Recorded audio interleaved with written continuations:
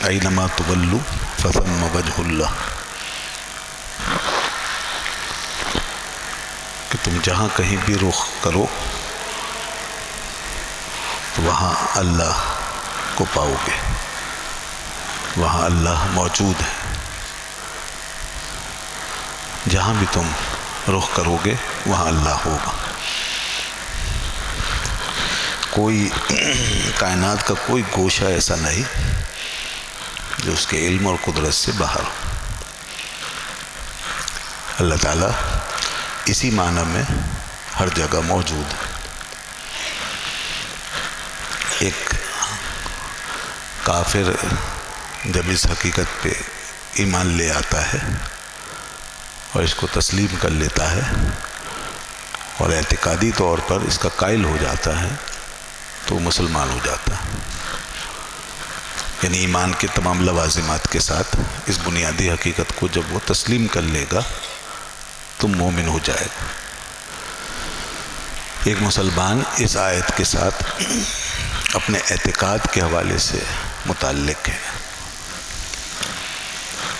اور ایک جاہل اور غیر عالم شخص جب اپنے علم کی روح سے اس حقیقت کو سمجھ لے اور اس کی دلیل کو سمجھ کر اس کے اپنے ذہن کو آراستہ کر لے تو وہ عالم ہو جائے گا۔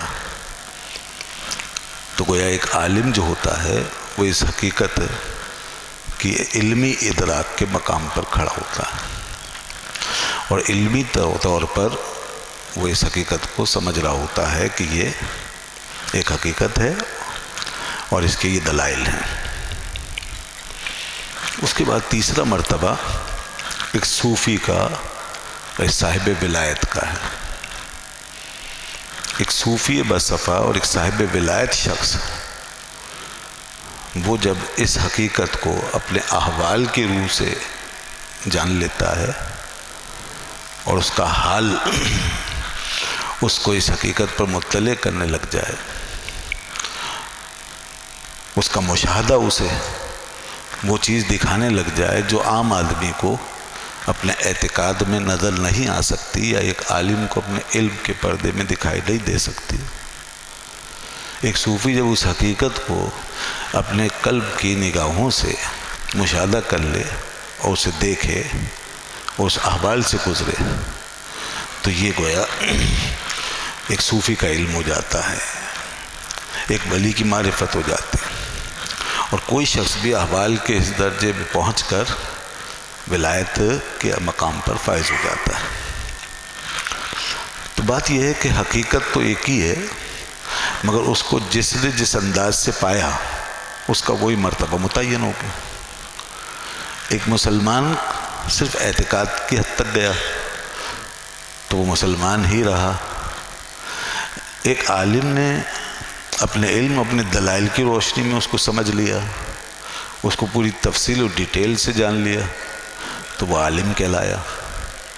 اور ایک صوفی نے، ایک صاحب معرفت نے، صاحب حال شخص نے اس حقیقت کو اپنے حال کے اندر محسوس کر لیا، اسے نظر آنے لگا تو وہ صوفی ہو گیا، وہ ولی ہو گیا، صاحب ولایت ہو گیا اور صاحب معرفت ہو گیا۔ یہ مختلف مدارج، یہ ہیں مدارج لوگوں کے الگ الگ۔ تو دین کے تمام حقائق انہی تین مدارج پر مشتمل ہیں، اور دنیا میں دین اپنے سے متعلق ہونے والوں کو انہی تین قسم کی کیٹیگریز میں بانٹتا ہے۔ اگر اعتقاد انسان کا صحیح ہے اور یقین اس کا کامل ہے تو وہ مسلمان ہے، اور اگر اس کو اس کا علم بھی حاصل ہو جاتا ہے اور اس کی دلائل کی بھی سمجھ آ جاتی ہے تو وہ عالم ہے، اور اگر وہ اس کے حال سے گزر جائے تو پھر وہ صوفی ہے اور صاحب معرفت ہے۔ دنیا میں جو صوفیاء کرام اولیاء اعظام ہیں ان کی یہی شان ہے، اس لیے یہ صوفیاء اور اولیاء یہ سب سے اوپر والے درجے پر فائز ہوتے ہیں، یعنی دین کے تعلق کے حوالے سے ان کا درجہ سب سے بلند ہوتا ہے۔ دینی معارف و حقائق سے جو تعلق ہے نا دنیا کا، اس کے معاملے میں سب سے زیادہ پوٹینشیل ان کے پاس ہوتا ہے، اس کے لیے سب سے زیادہ کمیونیکیشن ان کے پاس ہوتی ہے، اس میں سب سے زیادہ کورسپونڈنس ان کے ساتھ ہوتی ہے، سب سے زیادہ تعلق اور رابطہ کنیکشن ان کا ہوتا ہے دینی حقائق، کیونکہ وہ حال بن گیا نا۔ تو اس لیے ان کے معاملات پھر اس طرح کے ہیں کہ وہ جب دنیا سے ہو کر جاتے ہیں تو ایک اثر اپنا بڑا دور تک چھوڑ کے جاتے ہیں، وہ اپنے پیچھے ایک باقاعدہ روحانی اسٹریم چھوڑ کے جاتے ہیں، وہ اپنے پیچھے پوری ایک نالج، ایک اور قسم کی نالج جو معرفت سے لبریز ہوتی ہے وہ دے کر جاتے ہیں۔ وہ نالج جو ہے ان کی وہ نہیں ہوتی جو دماغوں تک محدود ہونے والی ہو، بلکہ ان کی دی ہوئی نالج اور ان کا دیا ہوا علمی اثاثہ اور سرمایہ دلوں اور روحوں کے اندر داخل ہوتا ہے، اور یہی وجہ ہے کہ ان کے ڈسکورس سے تعلق رکھنے کے بعد تبدیلی ناگزیر ہو جاتی ہے۔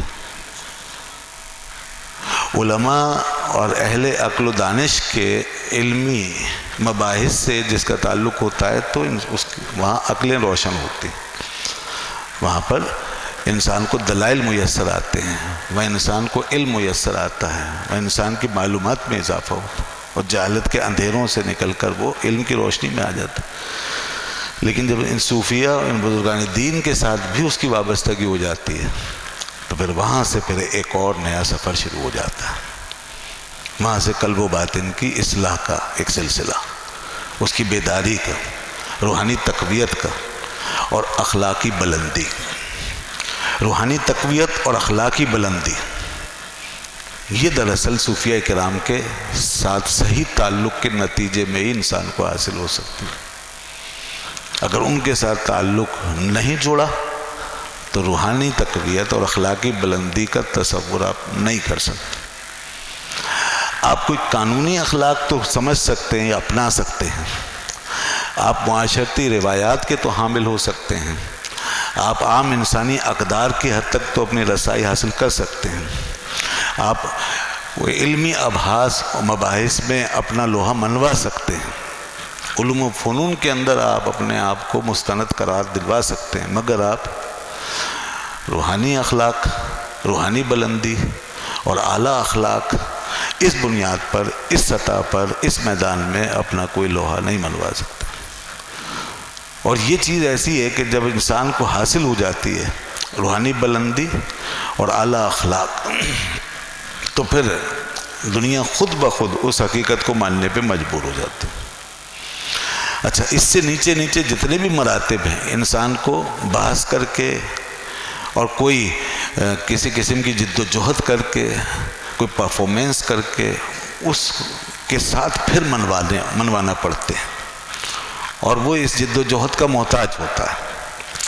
مگر ایک صوفی اور ایک مرد با کمال اس کو کسی جد و جہد کی ضرورت نہیں ہوتی، وہ منوانے کے لیے تگ و دو نہیں کرتا، وہ لوگوں کو کچھ دکھانا نہیں چاہتا، اس کے یہاں ڈیمانسٹریشن نہیں ہوتا، اس کے یہاں ایسی کوئی مخصوص قسم کی پرفارمنس نہیں ہوتی، اس کے یہاں کوئی فارمیٹ نہیں ہوتا، اس کو آپ کسی اپنے بنائے ہوئے معیار پہ نہیں پرکھ سکتے۔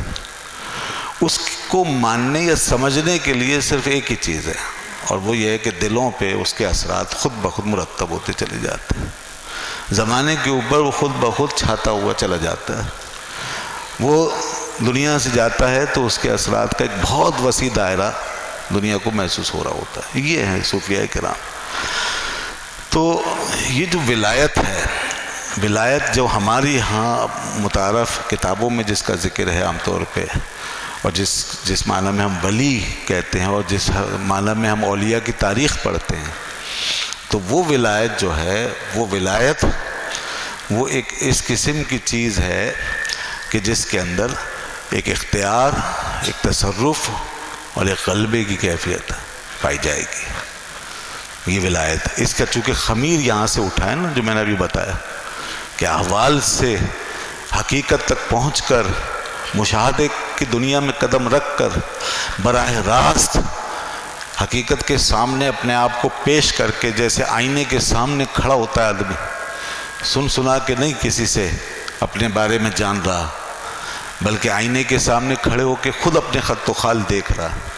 تو جو اس طرح حقیقت کے آئینے کے اندر اپنی حقیقت کا مشاہدہ کر لے اور حقیقت تک پہنچ جائے، تو اس کے اندر یقیناً جو ولایت کا معنی ہے، جو ولایت کا مفہوم ہے، وہ ولایت کا مفہوم وہ انفعالیت پر مشتمل نہیں ہوگا، بلکہ وہ ایک زبردست قسم کی فعالیت کے معنی میں ہوگا، مؤثریت کے انداز میں ہوگا، تصرف کے انداز میں ہوگا. لفظ ولایت جو ہے، جو استعمال کرتے ہیں عربی میں، اس لفظ ولایت کے داتا صاحب نے 2 معنی لکھے. اگر آپ اس کو واو کی زبر کے ساتھ پڑھیں، ولایت، اور یہ بھی ہے عربی کے اندر ولایت واو کی زبر کے ساتھ، تو اس کے معنی تصرف کرنا. حضرت داتا صاحب نے اپنی کتاب کشف المحجوب میں یہ معنی لکھے. ولایت واو کی زبر سے پڑھے تو اس کے معنی ہے تصرف کرنا. تصرف کا مطلب ہے اپنا اختیار استعمال کرنا. کسی کے پاس اختیار ہے، پوٹینشیل ہے، پاور ہے، توانائی ہے، کچھ کرنے کی سکت ہے، وہ کر رہا ہے، تو ولایت واو کی زبر سے یہ معنی دیتا ہے. اور اگر واو کی زیر کے ساتھ پڑھیں ولایت، اگر اس کو ولایت کہیں تو ولایت کا مطلب ہے ملک اور اختیار، ملک و اقتدار. یہ بھی دیکھیے اب آپ، ملک اقتدار اور ادھر تصرف کرنا، یہ دونوں تقریباً ایک دوسرے کے قریب قریب ہیں، ان دونوں میں کوئی تضاد نہیں. تو لفظ ولایت جو ہے یہ ایک ایسی حقیقت پر مشتمل ہے جس کے اندر فعالیت اور تصرف ہے، جس کے اندر غلبے کا مفہوم ہے، غالب آنے کا مفہوم ہے. ولایت کا لفظ کسی مغلوبیت کے معنی کو ریپریزنٹ نہیں کرتا. ولایت کا لفظ کسی مغلوبیت کو یا محکومیت کو نہیں بتاتا. ولایت کا لفظ کسی بے اثر ہو جانے والی کیفیت کو نہیں بتاتا. ولایت کا لفظ کسی منفعلیت کو یا انفعالیت کو نہیں بتاتا. منفعلیت جانتے ہیں نا، کسی کا اس حالت میں ہونا کہ اس سے وہ صرف اثر لینے کے قابل ہو، اثر دینے کے قابل نہ رہے. بہت سی چیزیں ایسی ہیں نا جو اثر لے سکتی ہیں، اثر دے نہیں سکتی، اور بہت سی چیزیں ایسی ہیں جو اثر دے بھی سکتی ہیں. تو بہت سی چیزیں اثر دینے میں اپنا ایک نشان رکھتی ہیں، اپنی ایک پہچان رکھتی ہیں. ان کو ہم بہت زیادہ اندرونی احساس کے ساتھ مانتے ہیں، جو چیزیں اثر دے رہی ہوتی ہیں. مثال کے طور پر سورج ہے، تو سورج اثر لینے کے لیے پیدا نہیں کیا گیا، اثر دینے کے لیے پیدا کیا. یہ سورج کے اندر جو کیفیت ہے یہ مؤثریت کی کیفیت ہے، فعالیت کی کیفیت ہے، فنکشننگ ہے اس میں بس اثر اس کا مرتب ہونا ہے چیزوں پر، کائنات پر، وہ اثر لیتا نہیں. اس طریقے سے ہوا ہے، ہوا میں جب شدت آتی ہے تو سراسر مؤثر ہونے کی حالت میں ہمارے سامنے آ جاتی ہے، متاثر ہونے کی کیفیت اس میں نہیں رہتی. اور بہت سی چیزیں ایسی ہیں جو اثر لینے کے حالت میں پائی گئی ہیں، جن کے اوپر صرف اثر مرتب ہی ہو سکتا ہے. مثال کے لطیف اشیاء ہیں، باریک اشیاء ہیں، نرم اشیاء ہیں، وہ صرف متاثر ہونے کے لیے ہیں اور ان پہ اثر مرتب ہی ہوگا. موسم کا اثر مرتب ہوگا، آگ کا، بھاری جسموں کا، کسی کے تصرف کا اثر مرتب ہوگا. تو یہ ہے مؤثر اور متاثر ہونے کی کیفیت. بندے کا معاملہ یہ ہے، بندہ جو ہے اللہ نے انسان کو دونوں کیفیتوں کے ساتھ آراستہ کیا ہے. اللہ نے انسان میں متاثر ہونے کی بھی کیفیت رکھی اور مؤثر بننے کی بھی صلاحیت رکھی. اب متاثر ہونے کی جو کیفیت ہے وہ انسان کے اندر نیچرل پروسیس کے تحت آگے بڑھتی ہے بس. مؤثر ہونے کی صلاحیت ایسی نہیں ہے. متاثر ہونے کی صلاحیت ایسے ہی ہے جیسے انسان کو قدرتی طور پہ بھوک لگتی ہے اور پیاس لگتی ہے. تو بھوک لگانے کے لیے کچھ کرنے کی ضرورت نہیں ہے، پیاس کو بھڑکانے کے لیے کچھ کرنے کی ضرورت نہیں ہے. قدرتی بات ہے کہ وہ بھوک اور پیاس محسوس کرے گا. اسی طریقے سے خوشی کی بات پہ خوشی کا اظہار خود بخود کرے گا، اور غم کی بات پہ صدمے سے دو چار خود بخود ہو جائے گا، یہاں تک کہ یہ تاثریت باقاعدہ جسم اور مادے کی شکل میں تبدیل ہو کر ہمارے وجود پر ظاہر ہو جائے گی، باقاعدہ ایک اظہار کی صورت میں اور مادے کی صورت. مثال کے طور پر انسان کو بعض دفعہ خوف سے یا شرم سے پسینہ آ جاتا ہے، تو یہ مادی حیت میں وہ چیز باہر آ گئی ہے، یہ تاثریت کا مادی اظہار ہے. یا صدمے میں غم میں انسان رونے لگتا ہے اور وہاں بھی پھر ایک چیز باہر آ جاتی ہے، آنسو. یا پھر کبھی اس طرح کے انسان کے ساتھ ایک ایسی ایکسپریشن ہو جاتی ہے خود بخود کہ جس پہ وہ بالکل بے قابو ہوتا ہے اور مجبور ہوتا ہے. مثلا وہ خوشی سے اس کا چہرہ ٹمٹمانے لگتا ہے، یا ایک دم سے کاکا نکل جاتا ہے، یا اس کے چہرے پہ خود بخود افسردگی چھا جاتی. یہ متاثریت کی زبردست حالت ہے جو فطرت نے ہمارے اندر اس طریقے سے جاگزی کر دی ہے کہ وہ بغیر کسی ہمارے ارادے کے اور بغیر کسی عمل دخل کے وہ اپنے پروسیس سے چل رہی ہے. یہ انسان کی ایک نیچر. لیکن مؤثر ہونے کے لیے، کسی پر اثر انداز ہونے کے لیے انسان کو کوشش کرنی پڑے گی، اس فارم میں آنے کے لیے اور اس پوٹینشل کو پانے کے لیے کوشش کرنی پڑے گی. آپ خود رونے میں متاثر ہونے کی جو کیفیت ہے، اس کے لیے تو آپ کو کوئی کوشش نہیں کرنی. لیکن اگر کسی کو رلانا چاہتے ہیں تو اس کے لیے آپ کو مؤثر بننا پڑے گا. آپ اگر خود سے خوش ہو جاتے ہیں تو یہ متاثر ہونا ہے، اس کے لیے تو آپ نے کوئی کوشش نہیں کی. لیکن کسی کو ہنسانا چاہتے ہیں تو آپ کو اس کے لیے مؤثر بننا پڑے گا. تو یہ مؤثریت جو ہے، یہ وہ چیز ہے جہاں کہ انسان کا پھر پوٹینشیل باہر آتا ہے، انسان کا پھر اثر باہر جاتا ہے، پھر انسان تسلط پاتا ہے، غلبہ پاتا ہے. پھر انسان ان اجسام کی طرح نہیں جو سورج سے صرف نور لیتے ہیں اور چمکتے ہیں، بلکہ پھر انسان خود سورج بن کر دنیا میں جلوہ فکر ہونے لگ جاتا ہے. انسان کے اندر اب تک سے وہ اجسام، ان اجسام کی کارفرمائی تھی جو سورج سے نور لے رہے تھے اور چمک رہے تھے.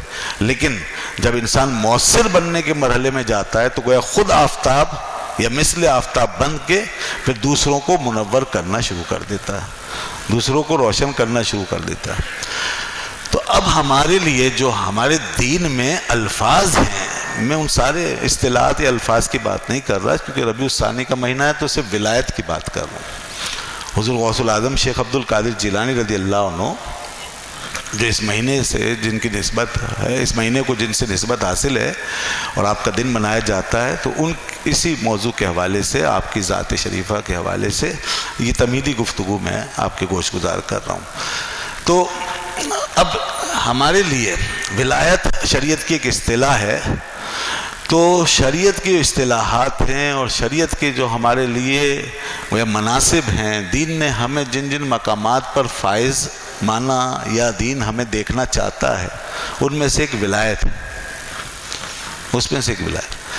تو ولایت جو ہے یہ اپنے اس معنی کے لحاظ سے آپ غور کریں، اس کا معنی، اس کے اطلاقات، اس کے استعمالات، یہ سب کے سب متاثریت کو ہائی لائٹ نہیں کرتے، متاثریت کو ریپریزنٹ نہیں کرتے، متاثریت کو ایکسپریس نہیں کرتے، بلکہ یہ مؤثریت کو ایکسپریس کرتے ہیں. مؤثریت کو یعنی اثر چھوڑ دے والی، اثر انداز ہونے والی کیفیت، کسی پر اپنا اثر مرتب کرنے والی کیفیت، اس کو ہائی لائٹ کرتے ہیں. یہ ولایت. ولایت کے اندر مغلوبیت نہیں ہے، غلبہ ہے. ولایت کے اندر فنا ہو جانا، مٹ جانا نہیں ہے لوگوں کے لیے، بلکہ لوگوں پہ چھا جانا ہے. دنیا کے لوگوں پر چھا جانا ہے. ولایت جو ہے اس کے اندر لوگوں سے متاثر ہو کے کسی کے پیچھے چلنے کا نام نہیں ہے، بلکہ اپنا امپریشن، اپنا اثر لوگوں پہ اس طرح چھوڑنا ہے کہ لوگ اس کی پیروی کریں اور اس کے پیچھے چلیں. ولایت پھر ایسے ایسے خارق امور کی صورت میں بھی ظاہر ہونے لگتی ہے کہ جہاں انسان بڑے بڑے تصرفات کا اظہار کرتا ہے. جی ہاں، جو عام کسی بھی سبب سے عام طور پر جن کے اوپر قدرت پانا انسان کے لیے ممکن نہیں، یعنی وہ باقاعدہ قدرت اور اختیار کی شکل اختیار کر لیتی ہے. تصرف ہوا نا تو وہ قدرت بن جاتا ہے، جس کو ہم کرامت کہتے ہیں. ولایت میں پھر ایک مقام یہ بھی ہے کہ جہاں کرامت ایک خاص قسم کی قدرت کے اظہار کے طور پر ہمارے سامنے آتی ہے، اور ہم دیکھتے ہیں کہ بندہ زبان سے ایک بات کہتا ہے وہ پوری ہو جاتی. ویسے تو اولیاء کے لیے کرامت کا پایا جانا ضروری نہیں ہے، کیونکہ یہ کہ اظہار قدرت ہے اور اس کا ظاہر کرنا ان کے لیے ضروری نہیں ہے. چاہے تو نہ کریں ظاہر، چاہے تو نہ ہو ان سے ظاہر. اگر کوئی ظاہر کر دیتا ہے تو یہ اس کا تصرف ہے، اس کی ولایت کی ایک نشانی ہے. مگر نفس ولایت کے لیے کرامت کوئی بنیاد نہیں ہے، یہ لازمی شرط نہیں. البتہ ایک اور قسم کا اظہار اور ایکسپریشن اور ایک اور قسم کی مؤثریت وہ ضروری ہے. کچھ مؤثریت ضروری ہے، کیونکہ میں نے کہا نا ولایت کے اندر جو معنویت ہے اس کے اندر کیا پایا جا رہا؟ غلبہ، تسلط اور اختیار اور تصرف اور مؤثریت.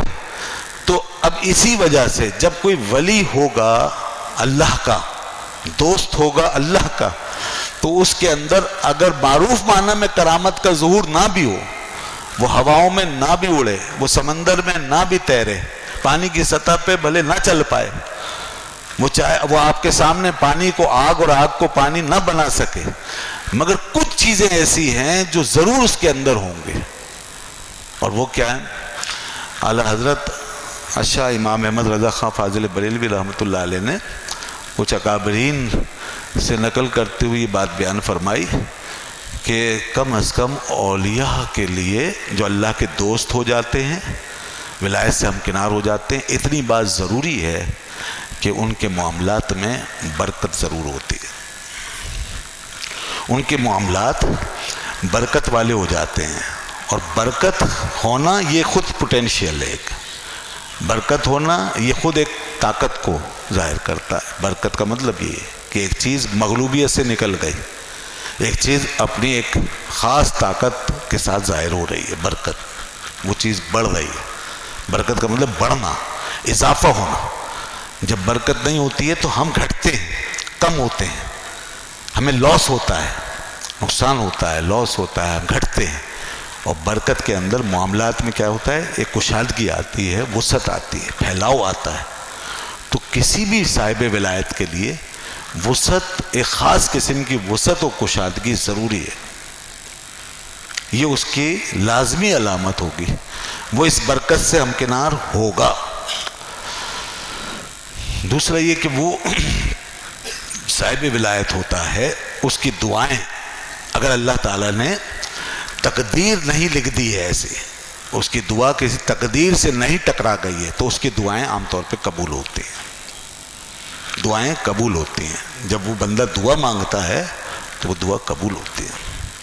اچھا، یہ باتیں جو لکھی گئی ہیں نا، یہ ایسا نہیں ہے کہ لوگوں نے اسے اپنی عقل سے لکھ دی یا محض تجربات پہ اکتفا کیا. نہیں، قرآن و حدیث اگر آپ اٹھا کے دیکھیں تو باقاعدہ اللہ تعالیٰ نے اپنے نیک بندوں کی نشانیوں کے طور پہ یہ بات بیان فرمائی ہے.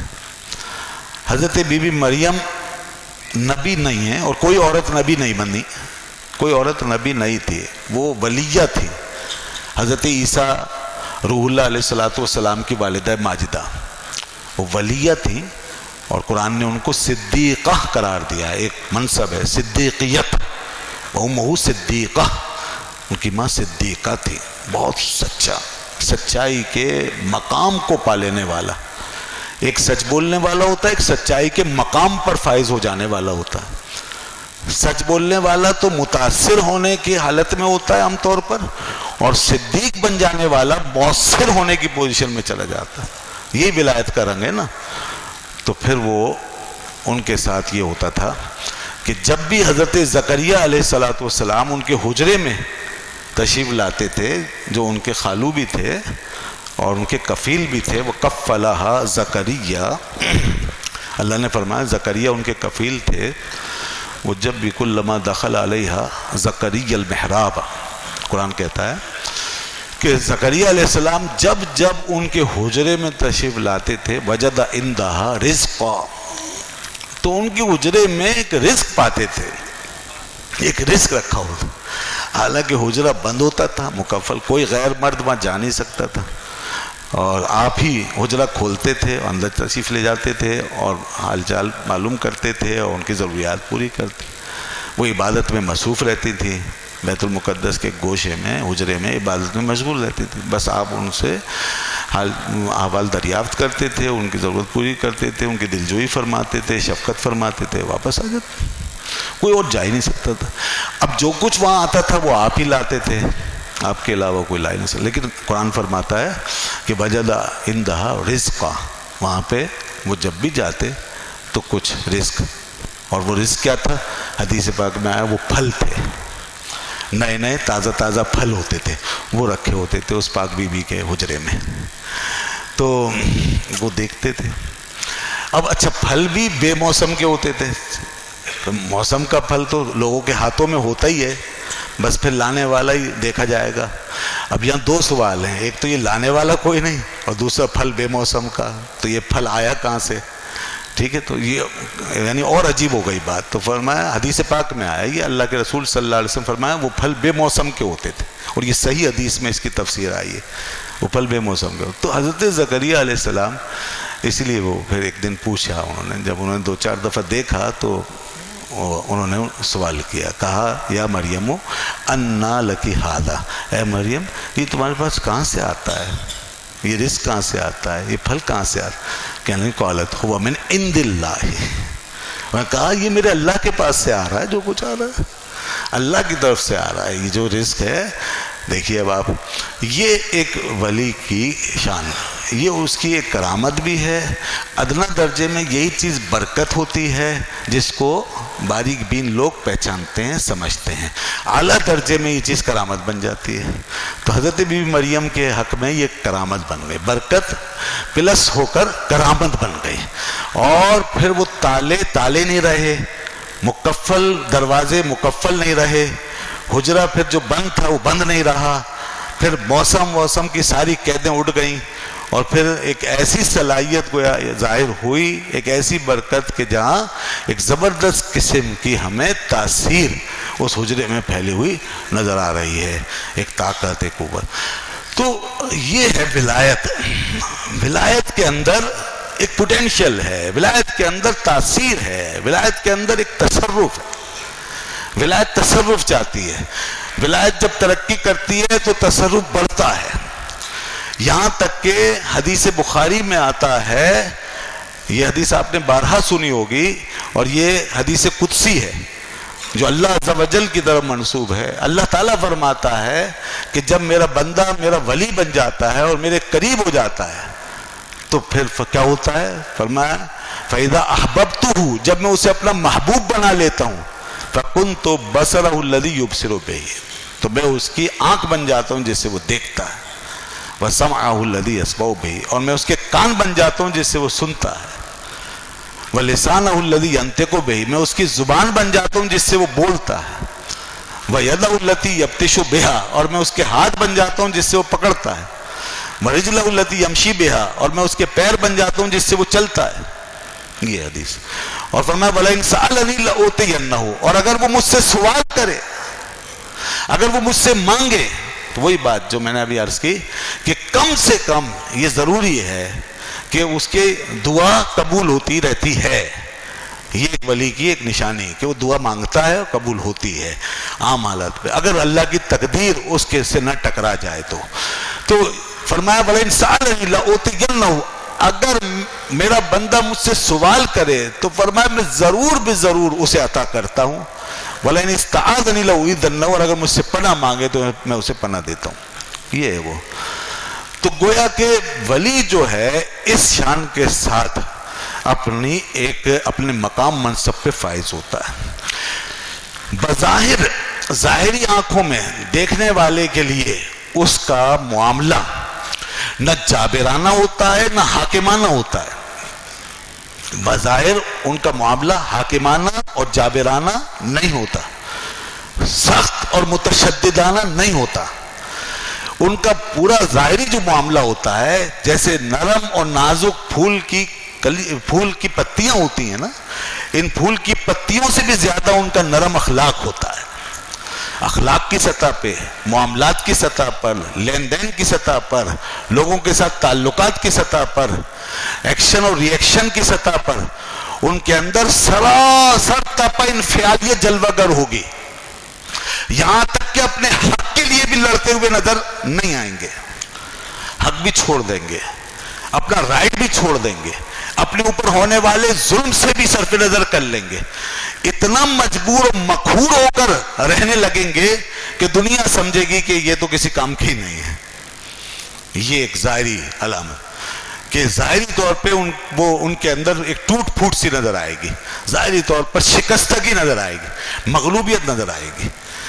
وہ دور ہوں گے ان چیزوں سے جس کے اندر حاکمانہ اور جابرانہ تصرف کا موقع انہیں ملے. دور ہوں. کیا کہا تھا حضرت ابو الحسن نوری رحمۃ اللہ علیہ نے خلیفہ سے؟ جس وقت کہ غلام الخلیل نے 3 وقت کے بڑے بڑے اولیاء کو، صوفیاء کو پکڑوایا تھا.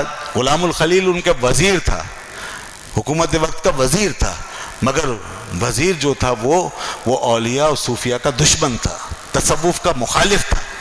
وہ ان سلسلوں کو نہیں مانتا تھا، وہ عقل پرست آدمی تھا، اور اسے یہ صوفیاء اور یہ اولیاء کا سلسلہ ایک بیکار محض چیز معلوم دیتی، اور ان کو وہ نعوذ باللہ ملحد اور بے دین کا فتویٰ دیتا تھا، اور ان کی سرکوبی کرنا، انہیں سزائیں دینا، یہ اپنی زندگی کا مشن اس نے بنا رکھا تھا.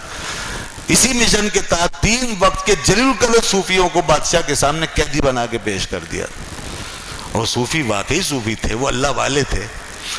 تو وہ جب سامنے آئے تھے، طویل واقعہ میں اختصار سے اشارتاً عرض کر رہا ہوں کہ جب وہ وہاں پہنچے تھے تو بادشاہ نے ان کو اس طرح اس کا ذہن بنا دیا گیا تھا کہ خلیفہ نے ان کو دیکھتے حکم صادر کر دیا تھا کہ ان کو فوراً اسی وقت ہمارے سامنے قتل کر دیا جائے اور ان کی گردنیں اڑا دی جائیں. مگر ان کے حضرت ابو الحسن نوری کا جذبہ ایثار جو وہاں پر سامنے آیا نا، یعنی ان کی عاجزانہ جو کیفیت ہے نا، وہ اس کے اندر بھی ایسی تاثیر آ جاتی ہے کہ دل سوچتے رہ جاتے ہیں. ان کی عملی کیفیت بظاہر شکستگی پر دلالت کر رہی ہوتی ہے، بظاہر ٹوٹ پھوٹ پہ، بظاہر مغلوبیت پہ، مگر اس کے اندر ایک عجیب انکسار ہوتا ہے، اس کے اندر ایک عجیب قسم کی مغلوبیت ہوتی ہے کہ وہ ایسی مغلوبیت ہوتی ہے کہ کسی غالب آ جانے والے پر بھی غالب آ رہی ہوتی ہے. اب یہی کیفیت ہے، ذرا غالب قوتیں سامنے بیٹھی ہیں اور فیصلہ سنا رہی ہیں، اور ادھر سے ایک صوفی جس کے پاس نہ طاقت ہے نہ قوت ہے، نہ کوئی فوج ہے نہ دولت ہے، وہ اس وقت مکمل شکستگی میں ہے اور غالب آ جانے والی طاقتوں کے زیر دست ہے، ان کے شکنجے میں جکڑا ہوا ہے. یہ 3 آدمی.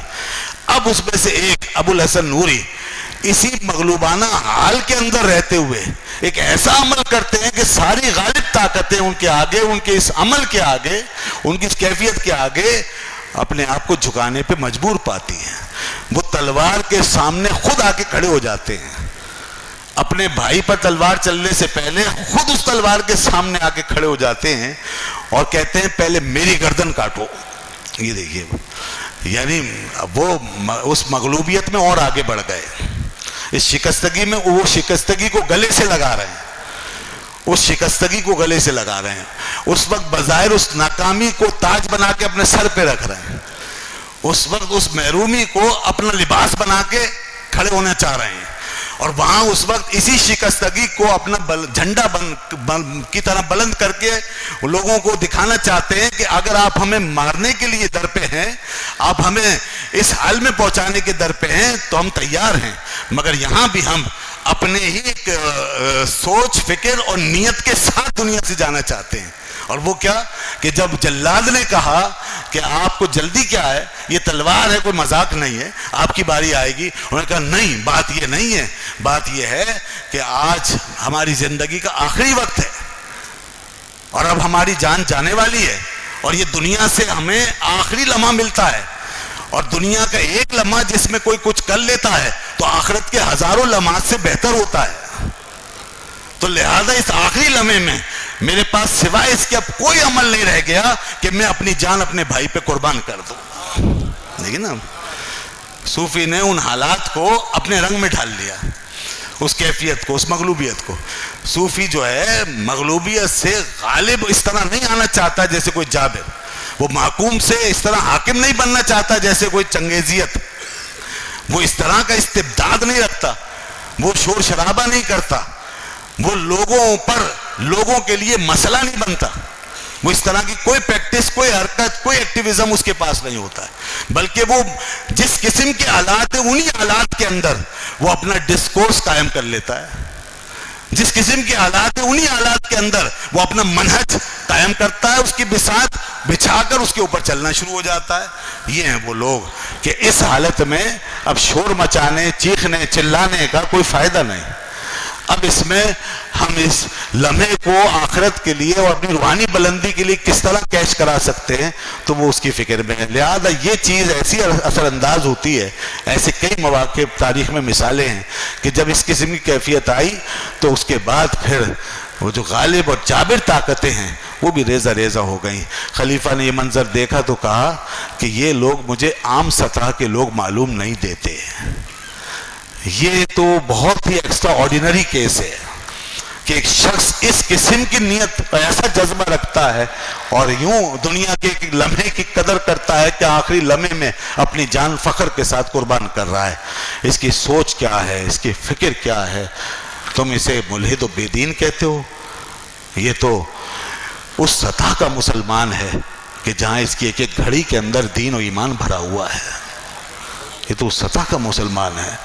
تو پھر قاضی کو کہا، خلیفہ نے قاضی ابو العباس کو، کہ ان کو چیک کرو اور ان کا انٹرویو لے لو اور رپورٹ مجھے دو کہ یہ کیا ہیں، ان کے نظریات کیا ہیں، ان کی حقیقت کیا ہے۔ چنانچہ وہ بات چیت ہوئی تو بڑے حقائق سامنے آئے۔ قاضی خود ایک پڑھا لکھا انسان تھا، اس نے اپنے علم کی روشنی میں ان کا جائزہ لیا تو اس نے دیکھا کہ یہ لوگ تو جہالت سے کوئی دور کا تعلق بھی نہیں رکھتے، یہ تو سب روشن دماغ لوگ ہیں، علم و فضل سے آراستہ ہیں۔ تو قاضی صاحب اس سے بڑے متاثر ہوئے، تو شیخ حضرت ابو الحسن نوری رحمۃ اللہ علیہ نے فرمایا، قاضی صاحب یہ تو صرف ایک پردہ اٹھا ہے۔ یہاں تھوڑا سا انہوں نے ایک حقیقت کی طرف اشارہ کیا کہ یہ تو صرف ایک پردہ اٹھا ہے اور یہ کچھ بھی نہیں ہے۔ میں کہا اس کے علاوہ اور کیا حقیقت ہے؟ کہا حقیقت تو یہ ہے کہ اللہ کے بندے تو اللہ کے ساتھ رہتے ہیں، یہ ہمارا مؤثر ہونے کا مقام، یہ ہماری وہ شان جہاں اس بلندی پر ہیں کہ جہاں کوئی چھو نہیں سکتا، کسی کا خیال و وہم بھی نہیں پہنچ پاتا۔ اللہ کے بندے تو وہاں رہتے ہیں اور کہتے ہیں ان للہ عبادا یسکرون معہ ویاکلون معہ ویشربون معہ، وہ اللہ کے ساتھ کھاتے اسی کے قرب میں اور اللہ کے ساتھ پیتے اسی کے قرب میں، ان کے دن ان کی راتیں خدا کے ساتھ اس کی صحبت میں، اس کی بارگاہ میں گزر رہی ہوتی ہیں، اس کی حضوری میں گزر رہی ہوتی ہیں۔ تو صوفیہ اس حال میں چلا گیا نا جس کو میں نے شروع میں کہا تھا، اینما تولوا فثم وجہ اللہ، اللہ نے فرمایا تم جہاں کہیں بھی رخ کرو تمہارے سامنے اللہ ہے۔ اس حقیقت کو ایک مسلمان نے اپنے اعتقاد میں پایا، مسلمان ہو گیا۔ ایک عالم نے اپنے علم سے سمجھا، عالم کہلایا، اور ایک صوفی نے اپنا حال بنا کے تاریخ کیا اور خدا کے جلووں کا مشاہدہ کیا تو وہ ولی کامل ہو گیا، وہ صوفی بن گیا۔ وہی ہے اللہ کا وہ ولی، وہ بندہ کہ جس کا مقام سب سے بلند۔ اسی لیے یہاں پھر علماء بھی، فلسفی بھی، دانشور بھی، عام لوگ بھی سب آ کر جس کی چوکٹ پہ جھکنے پہ اپنے آپ کو مجبور پاتے ہیں، یہ وہی شخص، یہ وہی ذات ہے، صوفی کی ذات۔ اور یہ بات رسول اللہ صلی اللہ علیہ وسلم نے ایک حدیث میں یوں ارشاد فرمائی۔ دیکھیے میں نے جو حال کی بات کی ہے اس حوالے سے، حال کی بات سب سے اعلیٰ ہے، اور اسی حال سے وہ مؤثریت اور تصرف اور ولایت کے اندر جو معنی کی قوت ہے وہ نظر آ رہی ہے۔ پہلے تو یہ سمجھ لیجئے کہ ایک بزرگ نے ولی کی تعریف کچھ یوں کی ہے۔ ایک ولی ہیں شیخ ابو علی جرجانی رحمۃ اللہ علیہ، وہ فرماتے ہیں کہ الولی الفانی فی هو الفانی فی حاله، ولی وہ ہوتا ہے جو اپنے حال میں فنا ہو جائے. والباقی فی مشاہدۃ الحق، اور مشاہدہ حق میں جا کے باقی ہو جائے، یہاں سے گزر جائے فنا ہو جائے اور وہاں جا کے کھڑا ہو جائے. یہاں سے غائب ہے وہاں باقی موجود ہے. یہ ولی جو اپنے حال میں فنا ہو جائے اور مشاہدہ حق میں باقی ہو جائے، یہ ولی. یہ اب رسول اللہ صلی اللہ علیہ وسلم نے اسی کیفیت کو اس حدیث میں بیان فرمایا. یہ جو نماز پڑھتے ہیں ہمیں اسی چیز کو سامنے رکھنا ہے نا، ہم اس تک پہنچ پائیں یا نہ پہنچ پائیں، کم از کم اقرار تو کریں اور قرآن و حدیث سے اس کو سمجھے تو صحیح. کہ اللہ کے رسول صلی اللہ علیہ وسلم فرماتے ہیں، جب پوچھا جبرائیل نے کہ یا رسول اللہ صلی اللہ علیہ وسلم عبادت میں احسان کا مرتبہ کیا ہوتا ہے، مل احسان ہو یا رسول اللہ، یہ بخاری شریف کی حدیث ہے نا، بڑی مشہور حدیث ہے، مل احسان ہو یا رسول اللہ، احسان کس کو کہتے ہیں؟ تو آپ نے فرمایا الاحسان ان تعبد اللہ کانک تراہ فإن لم تکن تراہ فإنہ یراک. احسان کا مرتبہ عبادت میں یہ ہے کہ تم اللہ کی عبادت اس طرح کرو کہ گویا تم اسے دیکھ رہے ہو. فإن لم تکن تراہ فإنہ یراک. اور اگر یہ حال تم پہ طاری نہیں ہوتا تو پھر کم از کم یہ تصور کرو کہ وہ تمہیں دیکھ رہا ہے. یہ دو قسم کے حال ہیں، ایک حال اعلیٰ ہے، ایک ادنا ہے. اعلیٰ حال میں انسان اس طرح ہے کہ اس کی آنکھ سے سب کچھ غائب ہے، بس جس کے سامنے کھڑا ہے اسی کو دیکھ رہا ہے. یہی وہ حال ہے کہ جب عام حالت میں تبدیل ہو جاتا ہے تو پھر اینما تولوا فثم وجہ اللہ، پھر بندے کی حالت ہے کہ وہ ہر چیز میں خدا کا جلوہ دیکھتا ہے، ہر رنگ میں خدا کا رنگ دیکھتا ہے، ہر شے پہ خدا کا غلبہ دیکھتا ہے، تصرف دیکھتا ہے. تو ولایت اس حال کو کہتے ہیں. حضرت داتا صاحب نے یہ بات بھی لکھی ہے کہ ولایت جو ہے نا یہ باقاعدہ تصرف کے معنی دیتا ہے یہ لفظ. اور اولیاء میں اللہ تعالیٰ ایسے ایسے اولیاء پیدا فرماتا ہے اور لوگوں کو ولایت کے اس مقام پر پہنچاتا ہے کہ جہاں تصرف محض سے انہیں نوازتا ہے. وہ فرماتے ہیں کہ یہ ایک مقام ہے اولیاء کا کہ جہاں پہ ولی ولایت کے اس منصب پہ فائز ہو کر متصرف ہو جاتا ہے. اور امور تکوینیاں، یہ میں الفاظ استعمال کر رہا ہوں، یہ آج کسی یہ فرقہ وارانہ کوئی بات نہیں، آج کی کسی مولانا صاحب کی بات نہیں، کسی فرقے کی بات نہیں، کسی مسلک کی خاص مسلک کی بات نہیں. اہل سنت و جماعت جس کو کہتے ہیں یہ اس کی بات ہے، اور یہ 1000 سال پرانی بات ہے.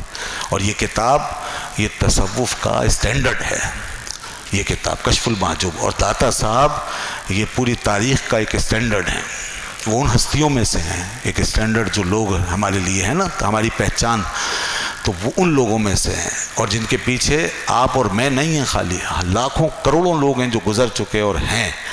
تو ہمیں اس طور پہ ان کو دیکھنا چاہیے. وہ فرماتے ہیں کہ ولایت تصرف کے رنگ میں ولی کے لیے اس انداز سے ہو جاتی ہے کہ اللہ تعالیٰ انہیں امور تکوینیہ میں ان کو متصرف کر دیتا ہے. پھر بندہ جو زبان سے نکالتا ہے پورا ہونے لگتا ہے، جو زبان سے نکالتا ہے، جو کہتا ہے پورا ہو جاتا ہے. اس کی مثال انہوں نے کس سے دی معلوم ہے؟ انہوں نے کہا حضرت عمر فاروق اعظم رضی اللہ عنہ اسی مقام پر فائز تھے. ویسے تو اور صحابہ بھی تھے، حضرت عمر فاروق اعظم رضی اللہ عنہ اس مقام. اور ان کی جو حکومت تھی نا وہ صرف زید عمر بکر کے اوپر نہیں تھی. ان کی حکومت صرف کچھ قوانین کے اندر بند نہیں تھی، کچھ تصرفات پر مشتمل ہے. ان کی حکومت وہ کہتے ہیں حکومت حقیقی تھی. حقیقی حکومت، حقیقی حکومت وہ ہوتی ہے جو کائنات کے اوپر اپنا تصرف کر رہی ہوتی ہے. صرف بندوں کو آرڈر نہیں دے رہی ہوتی ہے، صرف لوگوں کو سزائیں نہیں دے رہی ہوتی، لوگوں کو نہیں روک رہی ہوتی، وہ کائنات پہ اپنا تصرف کر رہی ہوتی ہے. اس حکومت کے مرتبے پہ حضرت عمر فائز تھے. اور اگر کسی کی سمجھ میں نہ آئے تو وہ ایک حوالہ دیتے ہیں، اور یہ حوالہ بڑے بڑے محدثین کے یہاں موجود ہے، میں کبھی اور اس کی تفصیل پیش کروں گا. کہ مصر جب پہنچے مسلمان تو وہاں کا دریا خشک تھا اور وہ بہتا نہیں تھا. تو اس وقت مصر کے گورنر نے وہاں یہ دیکھا کہ وہاں ایک دوشیزہ کو بنا سوار کے سج دھج کر کے اس کو وہ ان کے یہاں ایک توہم تھا یہ، اس دوشیزہ کو اس نوجوان بچی کو دریا میں ڈالتے تھے تو کہتے دریا بہہ جاتا، پتہ نہیں کون سی شیطانی طاقتیں پیچھے تصرف کرتی تھی تو دریا کچھ بہنے لگتا، تو یہ ان کا عقیدہ بن گیا۔ اس طرح پتہ نہیں کتنی بے گناہ بچیوں کو انہوں نے دریا بدھ کر دیا، یہ ظلم تھا، لوگوں نے روک دیا، مسلمانوں نے روک دیا۔ تو پھر وہ حضرت عمر بن العاص رضی اللہ عنہ جو فاتح مصر تھے، حضرت عمر رضی اللہ عنہ کو خط لکھا اور کہا کہ حضور یہاں پہ تو یہ ہو رہا ہے، آپ حکم فرمائیں کیا کریں۔ وہاں سے سیدنا عمر کا خط آیا۔ آپ اور ہم کیا کریں گے آج کا حاکم کیا کرے گا؟ اگر اسے فکر بھی ہوگی، ویسے تو ہمارے تو حاکم سوتے ہی رہیں گے، بولیں گے کوئی بات نہیں بہ رہا تو نہ بہنے دو یار، بارش کی دعا کرو، کوئی صلاۃ استسقاء پڑھو، بارش ہو جائے گی۔ تو آج ہمارا تو، اور اگر کوئی ذمہ دار ہوگا تو کچھ کوشش کرے گا، کوئی ڈیم ویم بنائے گا، کوئی اور سلسلہ، کوئی کنویں کھدوائے گا، کوئی وغیرہ وغیرہ، بادل زیادہ زیادہ یہی کریں گے نا جو دنیا کرے۔ مگر یہاں ایک عجیب معاملہ ہو رہا ہے۔ اب وہ جو حقیقی حکومت ہوتی ہے وہ یہ ہے کہ انہوں نے خط لکھا اور دریا کے حوالے کیا اور کہا کہ یہ خط دریا میں ڈال دینا، یہ حقیقی حکومت ہے۔ تو وہ خط دریا میں ڈالا گیا، جیسے ہی خط دریا میں ڈالا گیا دریا ایک دم جوش پہ آ گیا۔ اس خط میں کیا لکھا ہوا تھا؟ اس خط میں لکھا ہوا تھا اے دریا مصر، اگر اپنی مرضی سے بہتا ہے تو مت بہ، اور اللہ کے حکم سے بہتا ہے تو بہتا رہے۔ اگر اپنی مرضی سے بہتا ہے تو ہمیں تیرے پانی کی ضرورت نہیں ہے، اللہ ہمیں سیراب کر دے گا، اور اگر اللہ کے حکم سے بہ رہا ہے تو بہ۔ چنانچہ یہ فرمایا، یہ حکم دیا دریا کو، دریا بہنا شروع ہو گیا، آج تک بہ رہا ہے۔ یہ وہ فرماتے یہ ہے حقیقی حکومت کے اصل۔ اور یہی حکومت اسی طرح کی حکومتیں اور اسی طرح کی ولایتیں کامل اولیاء کرام کو حاصل ہوتی ہیں، اسی طرح کے تصرفات حاصل ہوتے ہیں، اگرچہ ان کے پاس اقتدار نہیں ہوتا، اگرچہ ان کے پاس کرسی نہیں ہوتی، اگرچہ ان کے پاس فوجیں نہیں ہوتی، مگر وہ سطح کے اولیاء ہوتے ہیں کہ جہاں انہیں حقیقی ولایت و حکومت حاصل ہوتی ہے، اور ولایت بمعنی تصرف، اس پہ انہیں اختیار ہوتا ہے۔ اور یہی وجہ ہے کہ جب وہ بیٹھ کر بغداد کی سرزمین پر منبر پہ بیٹھ کے جب اعلان کرتے ہیں تو زمین سے لے کر آسمان تک کائنات کا گوشہ گوشہ ساکن ہو جاتا ہے۔ یہ ان کی کیفیت ہوتی ہے۔ پھر وہ جو حکم دے دیتے ہیں وہ حکم نافذ ہوتا ہے۔ اور یہ مقام اولیاء کرام میں سب سے بڑا حضرت حضور غوث العظم شیخ عبد القادر جیلانی رضی اللہ عنہ، کہ جس وقت دریائے فرات جو ہے وہ کم ہو گیا اور اس کا پانی کم ہونے لگا اور لوگوں کو فکر ہو گئی، تو فرمایا چلو، آپ اٹھ کے خود چلے گئے اور دریا کے کنارے پہنچے اور بلکہ معاف کیجئے گا، دریائے فرات بڑھنے لگا اور لوگوں کو خطرہ ہو گیا کہ ہمارے مکانات نہ ڈوب جائیں، تو آپ اٹھ کے چلے گئے اور اپنا عصا جو ہے ایک جگہ پر گاڑ کے فرمایا بس یہاں تک، اس سے آگے مت جانا۔ یہ حکم، یہاں تک آنا، اس سے آگے۔ لوگوں نے دیکھا کہ جہاں آپ کا عصا گڑا ہوا تھا دریا اس سے 1 انچ آگے نہیں بڑھ سکا، وہیں رک گیا۔ یہ وہ معاملات ہیں جن کو سمجھنا ہے۔ اور حضرت داتا صاحب فرماتے ہیں یہ اہل سنت و جماعت کا اجماعی مسئلہ ہے۔ ہم اہل سنت کا ان باتوں پہ اجماع ہے کہ اللہ نے 4000 اولیاء ایسے پیدا کیے ہیں کہ جن میں سے 2 ایک دوسرے کو نہیں جانتے، اور وہ اللہ کی اس کائنات میں گم، اپنے احوال بھی ان پہ ظاہر نہیں ہوتے، اور وہ اللہ کے بندے اس کائنات میں گھومتے رہتے ہیں۔ وہ فرماتے 300 اولیاء کرام وہ ہیں کہ جو دنیا کے اندر مشکلات حل کرنے میں لگے رہتے ہیں اور دنیا والوں کے کام بنانے میں مصروف رہتے ہیں، ان کو اخیار کہتے ہیں۔ وہ فرماتے ہیں اس کے اندر 40 ایسے ہیں اور کہ جو اس دنیا میں اپنی اپنی ڈیوٹی انجام دیتے ہیں، ان کو ابدال کہتے ہیں۔ وہ فرماتے ہیں اس کے اندر پھر 7 اور ہیں کہ جن کو اخیار کہتے ہیں، غالباً لفظ میرے ذہن سے نکل رہا ہے، ان کے لیے بھی کوئی اور لفظ آیا ہے کہ ان کے لیے یہ لفظ ہے، تو پھر وہ اپنا کام کر رہے ہوتے ہیں۔ پھر ان کے اندر 4 اور ہوتے ہیں جن کو اوتاد کہتے ہیں، پھر ان کے اندر 3 اور ہوتے ہیں، ان کو نقبہ کہتے ہیں۔ یہ سب کائنات کے اندر پھیل کے کائنات میں مختلف ذمہ داریاں پوری کر رہے ہوتے ہیں۔ پھر ان سب کے اوپر ایک غوث ہوتا ہے جس کو غوث اعظم کہتے ہیں۔ یہ قطب وقت ہوتا ہے، قطب اعظم ہوتا ہے، غوث اعظم ہوتا ہے۔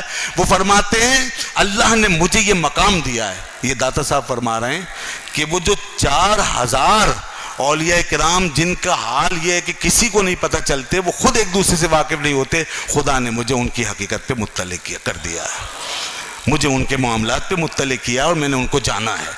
تو بھئی آج تو لوگ انکار کرنے والے بڑھ رہے ہیں اور ان باتوں پہ حیران ہونے والے، وجہ یہی ہے کہ ان بیچاروں کو اس دنیا کی خبر ہی نہیں ہے، اس دنیا کی خبر نہیں ہے، یہاں سے کوئی چکھا نہیں ہے، دین کے صرف وہ اعتقادی اور علمی تعلق کو سمجھتے ہیں، یہیں تک رہتے ہیں۔ میں نے ایک تیسرا تعلق بھی بتایا ہے اور وہ احوال کا تعلق ہے۔ احوال کے تعلق کو سمجھنے کے لیے کچھ احوال سے گزرنا چاہیے اور دین کی اس حقیقت پہ نظر رکھنی چاہیے۔ یہ دین جو ہے بندے کو مؤثر بنا کر چھوڑتا ہے، اس طرح کے دنیا اور کائنات کا نظام اس کے نیچے آ جاتا ہے اور بندہ خدا کی ذات میں فنا ہو کے اس کی شان کا مظہر ہو کے کائنات پہ حاوی ہو جاتا ہے۔ اسی لیے اللہ نے انسان کو پیدا کیا ہے، کائنات میں کھو جانے اور بند ہو جانے اور گم ہو جانے کے لیے نہیں پیدا کیا، بلکہ اس کائنات پہ چھا جانے کے لیے پیدا کیا ہے، اس لیے کہ اس کائنات میں نہ پہاڑ خدا کی خلافت کے حامل بنے، نہ آسمان، نہ زمین، نہ یہ کائنات، نہ یہ وسعتیں اللہ کی خلافت کے حامل بننے کے لائق کوئی ہوا تو وہ اللہ نے فرمایا وَعَلَّمَ آدَمَ الْأَسْمَاءَ كُلَّهَا، وہی ہے جس کے سینے میں علوم و فنون کے خزانے بھر دیے گئے ہیں، وہ آدم ہے۔ وَعَلَّمَ آدَمَ الْأَسْمَاءَ كُلَّهَا، تو آدم علیہ السلام اور ان کی اولاد اس لیے پیدا ہوئی ہے، دین ہمیں اسی مقام پہ پہنچانے کے لیے آیا ہے، اور یہ اولیاء و بزرگان اس کا مظہر ہیں، اس کا ثبوت ہیں، اور یہ ہمارے لیے مثال ہیں۔ تو اس لیے پورا ایک سلسلہ ہے یہ، اللہ تعالی ہمیں سمجھنے کی توفیق عطا